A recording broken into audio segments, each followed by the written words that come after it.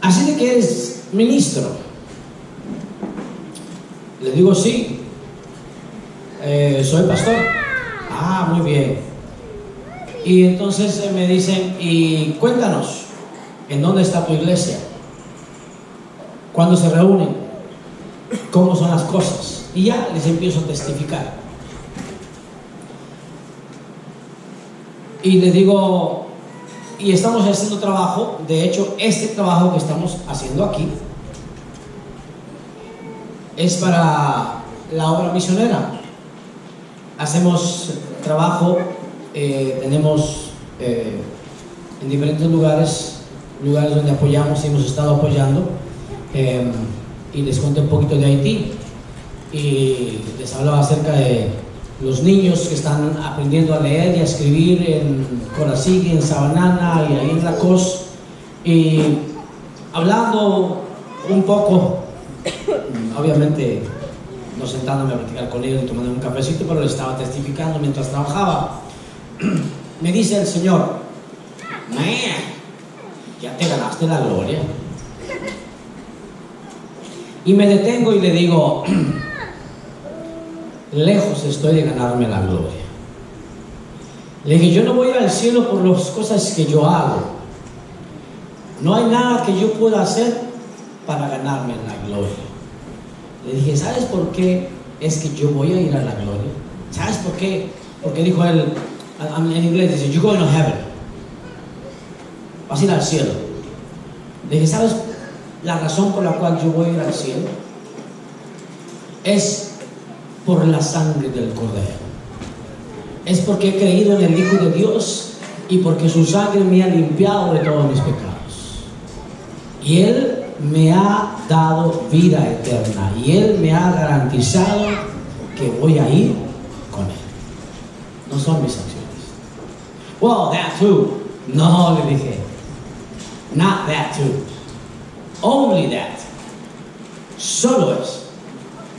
Y tuve la oportunidad, obviamente no fui grosero, ni lo quise ofender, no es creyente, pero les tuve la oportunidad de testificar. Le dije, no son las cosas que hagamos, que lleguemos a hacer, que nos van a abrir paso al cielo.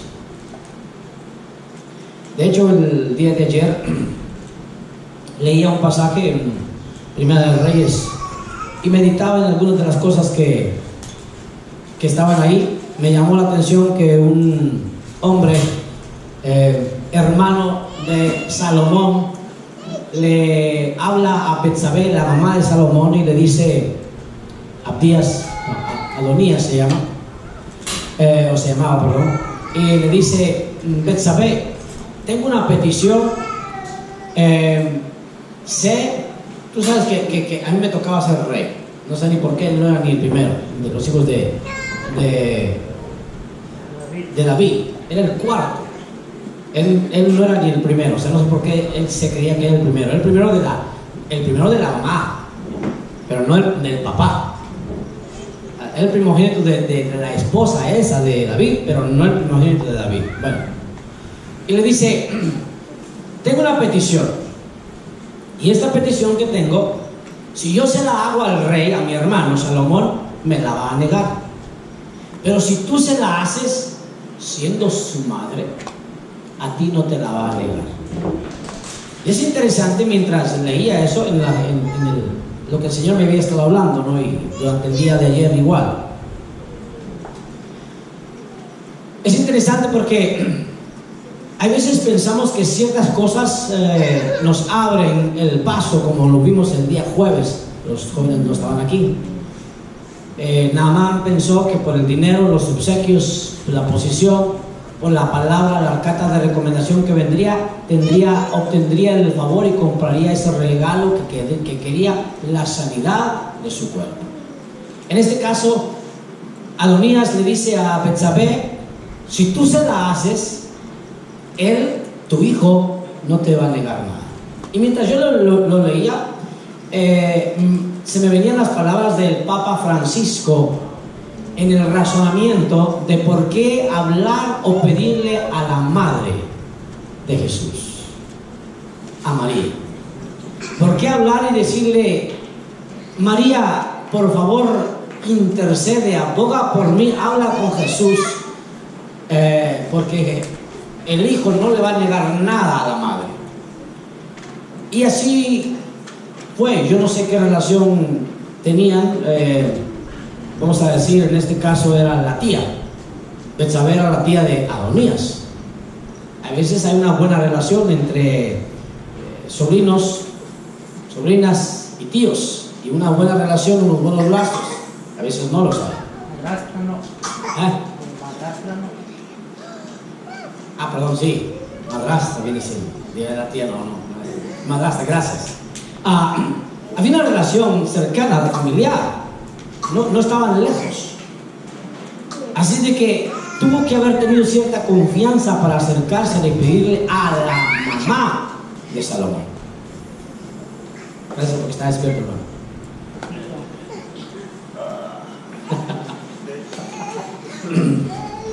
Se acerca Betsabé y llega ante Salomón.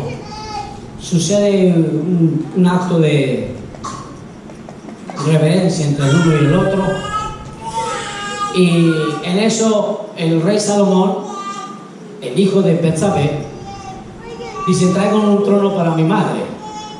Y traen ese trono y la ponen en un lugar especial, en un trono a la par de él. Y Salomón le dice a Betsabé: ¿qué quieres? ¿Qué petición tienes? Y también mientras lo leía y meditaba nuevamente con el mensaje de hoy, pensaba en Esther, en el rey de Persia, y pensaba que cómo a veces venimos con una petición y la petición es una petición equivocada, pero a veces encontramos favor aunque hayamos venido de manera incorrecta, porque podemos venir de la manera correcta pero con la petición incorrecta. Podemos venir incorrecto con la petición correcta. Parece un trabalenguas, pero no lo es. Parece una adivinanza, pero no la es. Betsabé, aquella mujer que es redimida, rescatada después de haber cometido pecado con David, después de haberle quitado su marido, David se lo asesina, la toma por mujer, se le muere el primer hijo con el cual quedó embarazada, este otro hijo, Salomón. Dios de una u otra manera le plació que Salomón reinara, fuera el sucesor de David. Ahora se encontraba la madre, Betsabé, ante este pequeño, ya no el pequeño Salomón, ahora un hombre ya reinando en sus primeros años, primeros meses tal vez de reinado, y le dice: dime, ¿qué petición tienes? Tú sabes que no te puedo negar nada, madre. Dime qué petición tienes, que yo te lo voy a dar. Y Betsabé procede a abogar y a pedir en el nombre de el hermano de Salomón. Vamos a ser técnicos en el medio hermano, ¿no? Tú sabes que tu hermano pues no quiso venir a ti, me pidió que te pidiera, por favor, mira, concédele la petición, lo que él me ha pedido. Y él me ha pedido que por favor le des por mujer a la jovencita que se acostaba con tu padre. No recuerdo bien el nombre. No lo recuerdo, para que se lo voy a cambiar, todos se los cambio, anyway.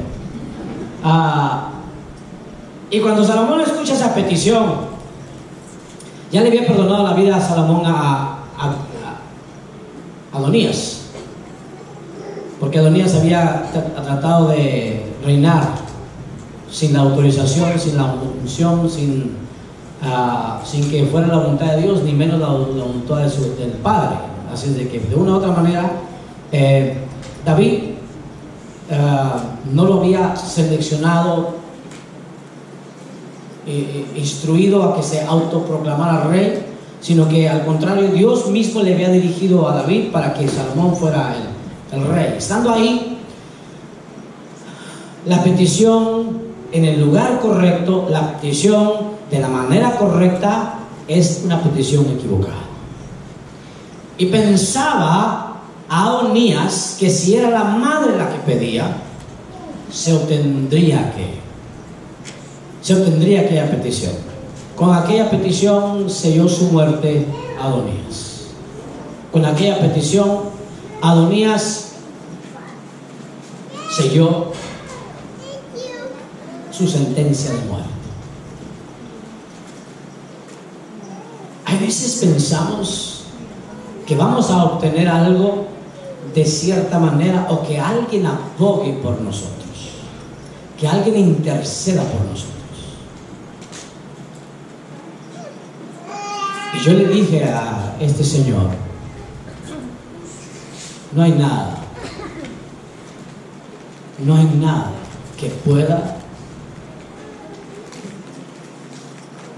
hacer que yo sea salvo por méritos míos, méritos de ningún otro, más que la obra de nuestro Señor Jesucristo. Y pensando en eso, miré un pequeño video, unos extractos de unas enseñanzas que me sacudieron un poquito el día de ayer, en un momentito que tuve.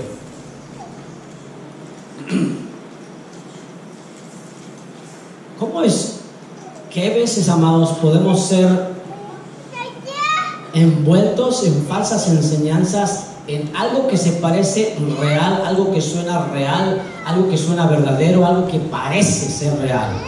Y sin usted darse cuenta, usted puede estarse comiendo eso que le va a lo largo, le va a envenenar. ¿Cuántos de ustedes, a cuántos de nosotros le ha pasado que se ha intoxicado con alguna comida? ¿Sí? Algunos chuchitos quizás que le hagan daño, alguna comida. Espero que nadie le haya hecho daño a los chilaquiles, si no, el hermano no nos va a hacer otra vez chilaquiles. De una u otra manera algo nos ha hecho daño, pero cuando nosotros nos lo estábamos comiendo muchas de las veces, no sabemos que nos va a hacer daño. Hay veces lo comemos con duda, hay veces lo comemos algo como que estamos comiendo con desconfianza, y en ese momento tal vez ya no nos lo comemos. Cuando comemos aquella torta de jamón, aquella torta de carnitas, aquellos tacos, aquel mole, cuando comemos, ahora que vino Isaí, mole, dices ahí, ¿no? Mole. Cuando comemos algo, sabemos muchas de las veces que es algo que nos gusta, algo que hemos disfrutado, y no miramos en lo absoluto algo malo con ello. Es más, lo disfrutamos el platillo, lo disfrutamos mucho. Al poco rato, después de haberlo comido, empezamos a sentir unos malestares. Quizás en la noche, si usted comió en la mañana, desayunó, quizás a mediodía. A veces puede ser después de haberlo comido inmediatamente, a veces unas horas después, cuando le haga un poco de efecto. Pero cuando usted se lo estaba comiendo, usted lo disfrutó y nunca pensó que eso le iba a hacer daño. En lo espiritual, en las cosas, en el alimento, en la palabra, esa palabra, muchas de las veces hay cosas que estamos viendo, que estamos leyendo, que estamos recibiendo, que no nos damos cuenta que muchas de las cosas nos van a hacer daño espiritualmente. Puede estar usted leyendo un libro. Por ahí había un libro hace unos años atrás, llamado El Secreto, creo es el nombre de ese libro, The Secret. Y algunos escritos, algunos libros que, como Your Best Life Now, ¿sí? Y un libro, no recuerdo el título, de César Castellán igual, que habla acerca del eslabón perdido, que habla acerca de la revelación que no tuvo Jesús, de una manera sutil. Mire, hay veces estamos leyendo, hay veces estamos viendo un programa de televisión y a muchos de nosotros nos gusta ver películas de cristianas, de la crucifixión, de Salomón, de David, de Daniel, y vemos películas y muchas de las veces no nos damos cuenta que hay veces ahí, en eso que estamos viendo, nos está entrando cierto mensaje, porque el autor, director de ese programa, de esa película, hay veces no leyó bien la Biblia, hay veces no sé cuál Biblia leyó, a veces, como dicen, no sabe cuál fumó, y pues trastornan todo. Pero muchos de los que no saben y no conocen muy bien están viendo la película y ni siquiera se están dando cuenta que le están torciendo todo y se lo están comiendo, y cuando menos acordamos se le va a retener alguna enseñanza que no recibió de la palabra, pero lo recibió de esa película, que no recibió de la palabra, que no vino del Espíritu de Dios, pero que vino de ese video, o tal vez que no vio un video, que no vio una película, tal vez lo vio en un drama, tal vez no lo vio en la palabra, no lo vio en una película, pero lo escuchó en una predicación. Alguien que estuvo predicando, que predica bien, que tiene buen don un buen orador, es un buen orador, es elocuente orador. Mire, cuando este hombre me hace esta pregunta y estamos hablando y me hace esta declaración, te has ganado la gloria, el Señor me inquieta, especialmente el día de ayer. No hay nada que nosotros tenemos que hacer, aunque hay muchos otros y muchas tal vez mensajes y muchos tal vez pastores, predicadores que tienen un reino organizado, y dice la palabra: antes ustedes estaban muertos a causa de su desobediencia y sus muchos pecados, vivían en pecado igual que el resto de la gente, obedeciendo al diablo, el líder de los poderes del mundo invisible. Los ángeles caídos los conocemos como demonios. Tal vez en esta iglesia haya una cantidad de ángeles caídos, demonios, que estén atacando a cada uno de nosotros, pero los mismos que nos están atacando, que están siendo utilizados por Satanás, no son los mismos que al mismo tiempo están atacando a nuestros hermanos de Montesión, o nuestros hermanos de Roca de Israel, o nuestros hermanos en El Salvador, porque no pueden ser los mismos. Pero es un reino organizado, es un reino poderoso, es un reino que no está dividido, es un reino que tiene un blanco completo y que tiene una comunicación increíble. Nuestra mente es tan pequeña para saberlo, pero con esto quiero decir, amados, que aunque el enemigo tenga control, nos controle, no sea él personalmente, él directamente, pero a través de todos sus servidores, todos los que están bajo su dominio, bajo su reino de las tinieblas, jamás se comparará nuestro Dios Jesucristo, el capitán que va delante de nosotros y que sí está conmigo, y que sí está con usted, y que sí está con el hermano Héctor, y que sí está con el hermano Paco, y que sí está con todos los hermanos, con todos los hijos de Dios en todas partes al mismo tiempo. Muchas de las veces las cosas las complicamos nosotros y nos las complican. Los líderes religiosos, dice, Jesús les dice, ustedes no entran al cielo y ni dejan que otros entren. Les cierran las puertas. Tal vez por las enseñanzas erróneas, falsas, sin darnos cuenta, estamos poniendo cargas a los demás. Se nos pone carga y se nos cierran las puertas. Creemos imposible. Mire, aquí el apóstol Pablo está diciendo, miren, estos eran ustedes, hacían esto, hacían lo que el diablo, la voluntad del diablo, ustedes se dejaban influenciar, los influenciaba el enemigo de esta manera y obedecían al diablo y no a Dios. Pero ¿saben qué ocurrió? En toda esa inclinación debido a su naturaleza pecaminosa, Dios, que es tan rico en misericordia y que nos amó tanto, cambió eso.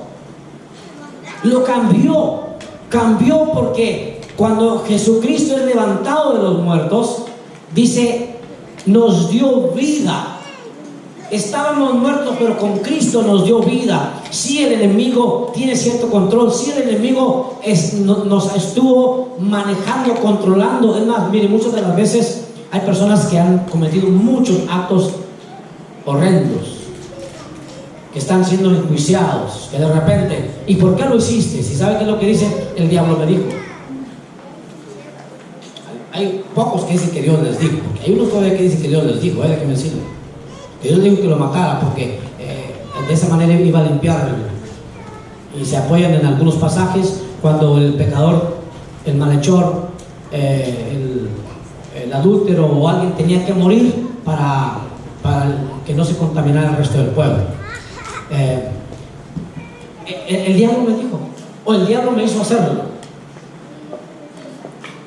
Dios viene a cambiar esa situación y viene y nos dice, ¿saben? Algo maravilloso cambió.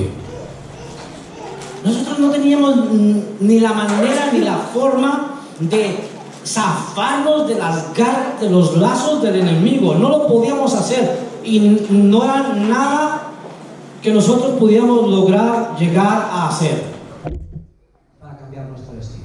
Estábamos perdidos, totalmente perdidos. Dice, estábamos, como dicen los creyentes, están en Efesios capítulo 4, irremediablemente confundidos. No teníamos remedio.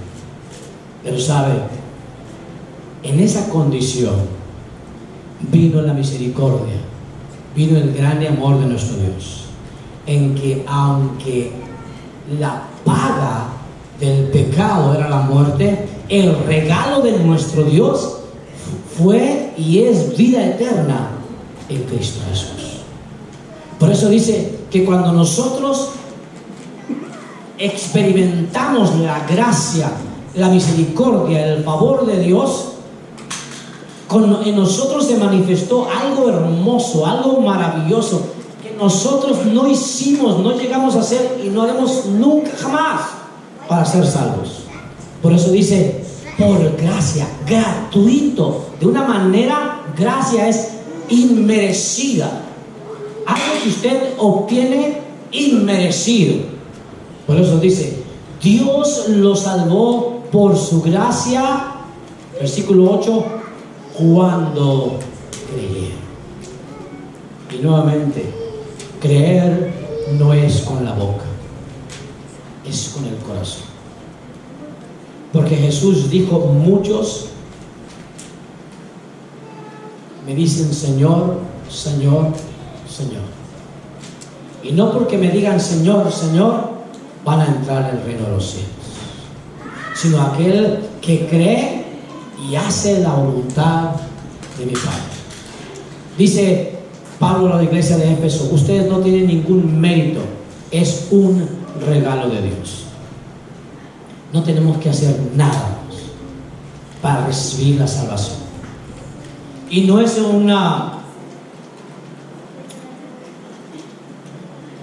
no es algo progresivo. No es que Dios primero hace el señalamiento y nos aparta y entonces empieza a trabajar para purificarnos y después salvarnos. Cuando dice la palabra, Jesús le dijo a sus discípulos, vayan y hagan discípulos a todas las naciones, bautícenles y enséñenles que guarden todas las cosas que yo les he hablado. Muchas de las veces nosotros pensamos que al hacer discípulos, al conseguir personas y que se conviertan, a conseguir ya tener conversos, hay que primero disciplinarlos, discipularlos, para que entonces, ya le voy a dar su certificado de salvación. Yo no le puedo dar el certificado de salvación a nadie. No hay nada que me va a dar el certificado de salvación.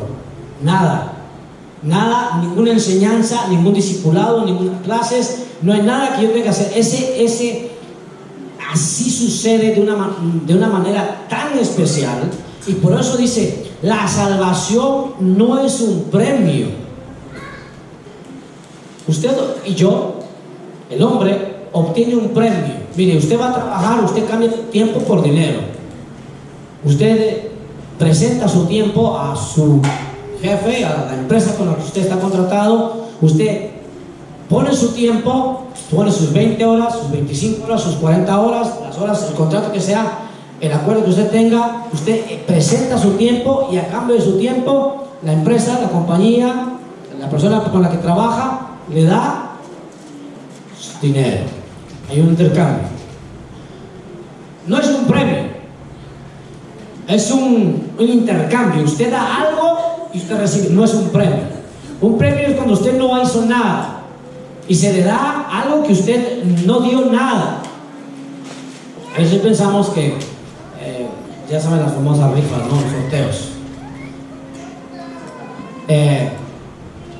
Es un premio. Le costó $10 comprar el boleto de la rifa.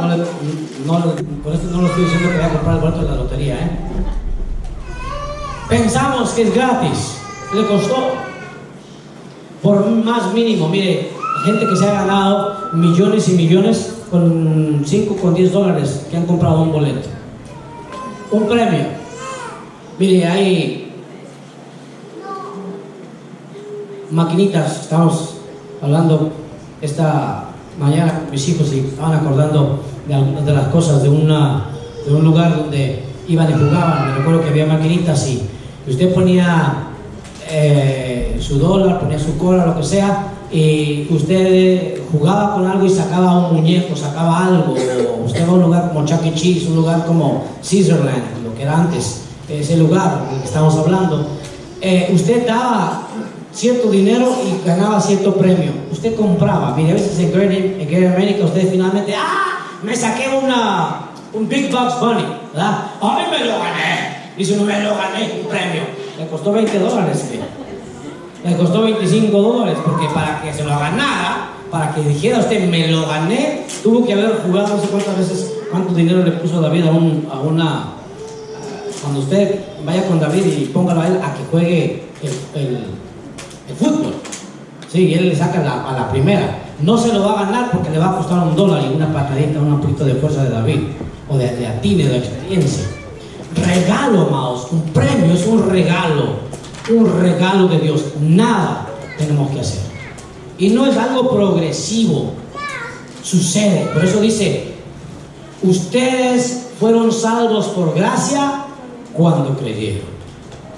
Y miren cómo se completa la obra de nuestro Dios. Se completa al decir lo siguiente. Primero, no es un premio que ustedes se van a ganar. Dios se los dio por gracia. De modo que entonces viene esta declaración. Somos la obra maestra de Dios. Él nos creó de nuevo en Cristo Jesús. Somos la obra maestra de Dios. Él nos creó de nuevo. Así como que de repente está usted todo malogrado, usted está echado a perder, estamos echados a perder, y de repente la misericordia, la gracia, la bondad, el amor de nuestro Dios viene y nos baña, nos baña de su amor, nos baña de su misericordia. Creemos en Él y así de una manera tan especial, y mientras nos hace. Por eso dice en su carta a los Corintios, capítulo 5. Así que, si alguno está en Cristo, nueva criatura es. Las cosas viejas pasaron y todas son hechas nuevas. 2 Corintios 5:16. Él nos hizo de nuevo. No tuvimos que hacer nada. Somos nuevas criaturas. Al ser nuevas criaturas, dejamos de mentir, dejamos de robar, dejamos de tener malas palabras, malos pensamientos, dejamos de salirnos por ahí un disparate. Mire, de hecho, cuando nos enojábamos antes y no conocíamos de Dios, se nos salía una maldición. Todavía hay unos hermanos que todavía de repente, ay, perdón, se me chispoteó. Cuando nosotros somos salvos por gracia, no somos hechos perfectos, somos salvos. Pero el enemigo, el religioso y el enemigo nos hace creer, no es cierto, no hace nada. Tú sigues siendo, compruébalo, le dijo Jesús. Si eres el Hijo de Dios, compruébalo. No hay nada que usted tiene que comprobarle al enemigo. Usted no tiene que comprobarle al enemigo nada, absolutamente nada. Usted es un hijo de Dios, somos hijos de Dios, tenemos la misericordia, la gracia, el favor de nuestro Dios, porque a Él le plació dárnoslo, porque hemos creído en Él. No somos perfectos, no vamos a ser perfectos aquí en la tierra, pero vamos camino a la perfección. Vamos camino día a día. Por eso el rey David decía: Señor, muéstrame aún los pecados que me son ocultos. Ayúdame a cada día a caminar, a caminar y tener actos, pensamientos, acciones agradables ante ti. Por eso decía: que los dichos de mi boca, que la meditación de mi corazón, decía el salmista, sean gratos delante de ti. Antes no teníamos preocupación alguna con lo que hacíamos. Antes, como dice un dicho ahí, no sudábamos ni nos embochornábamos con lo que hacíamos. No nos avergonzábamos, no nos apenábamos. Pero sabe, ahora que somos hijos de Dios, que hemos sido salvos, que hemos sido creados de nuevo en Cristo Jesús, la actitud del cristiano verdadero es diferente. Antes, mire, usted, a veces hay unos programas de televisión que los asesinos en serie, los asesinos que han cometido muchos actos, no solamente asesinos, sino algunos que están en la cárcel o que están enjuiciados porque hicieron varias cosas, algunos con la cabeza baja, con el rostro bajo, con vergüenza en su rostro, usted se puede dar cuenta que están arrepentidos de lo que hicieron. Pero algunos, mire, miran a la persona que los está entrevistando y con burla, con una sonrisa en su rostro, dice: así lo maté, así la maté. Le corté la cabeza, le corté las manos, hice esto, hice lo otro, y si me dejan libre, lo seguiré haciendo. Ese es el enemigo que engaña y que le ha controlado por completo. Pero cuando estamos en Cristo Jesús, no decimos esas cosas. Cuando estamos en Cristo Jesús, no pensamos esas cosas, porque lo que deseamos es como el salmista David, que nos renueve, que nos dé un espíritu recto, que nos cambie, que nos transforme, que nos ayude a caminar y que nos muestre sus caminos, que nos ayude a creer, que nos ayude a confiar. Porque creer en Jesús y tener la salvación no se acabó todo. No es que creí, ya soy salvo y entonces sigo igual. Creí, ya soy salvo, como ya soy salvo y salvo para siempre, dice una doctrina, entonces hagamos lo que tengamos que hacer, lo que queramos hacer, al fin y al cabo ya somos salvos. No es así. la persona que ha sido salva, la persona que ha creído, el que se decidió a adorar, seguir al Maestro, quiere agradar a su Señor. Aquel que lo llamó, aquel que lo está dirigiendo a su Maestro. Por eso Jesús dijo: el que pone su mano en el arado, pero mira hacia atrás, no es digno de mí. Cuando nosotros nos hemos decidido creer en Él, y Él nos hemos gustado de su favor, hemos gustado de lo que a Él le ha placido darnos, la salvación, Él espera que nuestro corazón se encamine a desear, a buscar sus estatutos, sus mandatos y amarlos, a desear, ahora sí, poner atención a las acciones, las palabras, a los pensamientos. Antes, mire, con facilidad maldecía, antes con facilidad le gritaba a quien le gritaba, antes se la hacían y se la pagaban, pero ahora Jesús dice: ahora, como hijos de Dios, como personas que hemos sido perdonadas, hemos sido salvas, que somos nuevas criaturas, pones la otra mejilla. Te piden la camisa, le dan la camisa y la túnica. ¿Por qué? Porque no somos las mismas personas. Es muy difícil, yo no sé usted, pero yo me pongo en una posición muy difícil. Cuando llego a una luz y hay 1, 2 o 3 carros enfrente de mí y de repente está un pordiosero o una pordiosera, porque hay mujeres también, que pasan con su cartel, ya ni siquiera dicen nada, ¿no? Están con su cartelito y luego con su cara de... algunos legítimos, déjeme decirle, tal vez legítimos. Muchos no tan legítimos. Oiga, ¿usted ha visto un pordiosero con celular? Y yo, el pordiosero finucci. ¿Y con celular? En su break, mientras están los carros pasando, saca su celular. Me es difícil porque el Señor ha tenido misericordia de nosotros, pobres en espíritu, nosotros muertos, nosotros podridos, tuvo misericordia de nosotros. Y ellos, en un sentido, físicamente están perdidos. Están perdidos.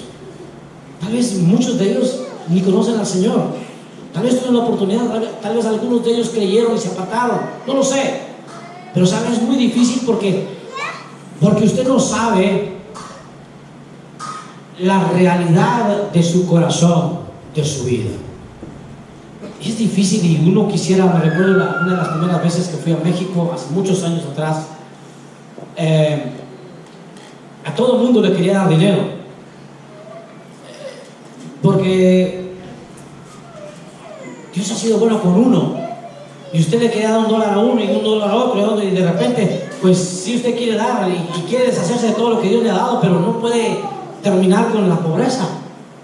Me acuerdo cuando fuimos la primera vez a Haití y queríamos darle de comer a todos, queríamos hacerlo todo, pero Dios no nos llamó para eso. Es más, Jesús sí sanó a todos los enfermos que vinieron. Jesús se los trajeron y dice, y los sanó a todos, pero Él no vino a sanar a los enfermos. Eso no fue su propósito. Su propósito vino a dar su vida en rescate por muchos. Póngase de pie.